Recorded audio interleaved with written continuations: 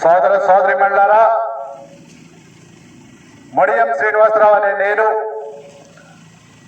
భారత్ ఆదివాసీ party తరఫున పోలవరం నియోజకవర్గ MLA అభ్యర్థిగా పోటీలో ఉన్నాను.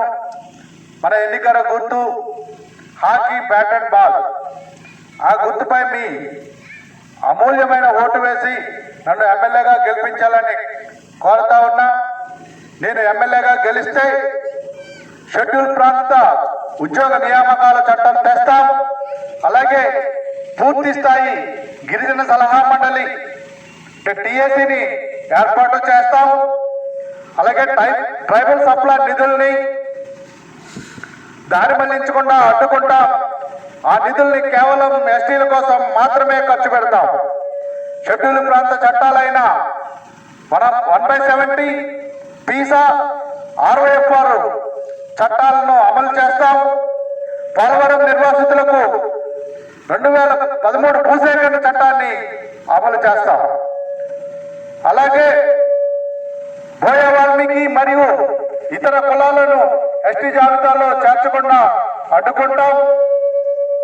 నకిలీ ఎస్టీలను నిరోధించి నకిలీ ఎస్టీలకు సర్టిఫికెట్లు ఇచ్చిన అధికారులపై కఠినమైన చర్యలు తీసుకుంటాం. జిల్లా స్థాయిలో మరియు మండల స్థాయిలో ఆదివాసీ భవనాలను నిర్మిస్తాం. షెడ్యూల్ ప్రాంతాలలో సహజమైన వనరులను కాపాడుతాం.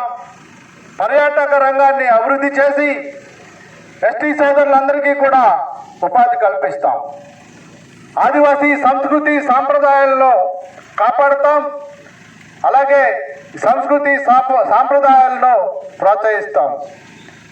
మన ప్రాంతంలో ఉన్న ఆదివాసీ సోదరులందరూ కూడా ఒకసారి గమనించాలి.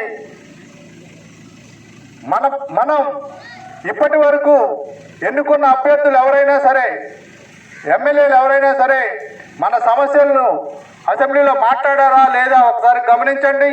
ఒకవేళ మనకు వ్యతిరేకంగా ప్రభుత్వాలు నిర్ణయాలు తీసుకుంటే ఎవరైనా కనీసం నిరసన అయినా వ్యక్తం చేశారా ఒకసారి మీరు ఆలోచించండి అని చెప్తా ఉన్నా. నన్ను ఎమ్మెల్యేగా గెలిపించండి.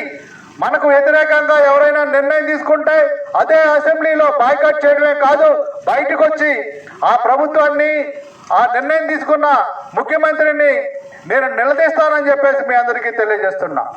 ఆదివాసీలు అంటే చాలా చులకన భావంతో అన్ని పార్టీలు కూడా చదువు లేని వారికి, బినామీలకు, లేకపోతే చిన్న చిన్న అవగాహన లేని వారికి సీట్లు ఇస్తున్నాయి. తద్వారా వారిని బినామీలుగా చేసుకొని పెత్తందారులు అధికారాన్ని చలాయిస్తున్నారు. సోదర సోదరీమణులారా, మన ఆదివాసీలంటే చాలా చులకన భావం ఉంది. మనకి సీట్లు ఇచ్చేటప్పుడు కూడా వారు అసెంబ్లీలోకి పంపే వాళ్ళు ఎవరు కూడా నోరు లేని వారిని పంపుతున్నారు. కాబట్టి అందరూ కూడా ఐకమత్యంతో నన్ను గెలిపించి ఎమ్మెల్యేని చేసినట్లయితే మన రాష్ట్రంలో ఉన్న అన్ని రకాల సమస్యల్ని కేవలం 1 నుండి 2 నెలల్లో పరిష్కరిస్తానని మీ అందరికీ తెలియజేస్తున్నా. జై ఆదివాసీ, జై ఆదివాసీ.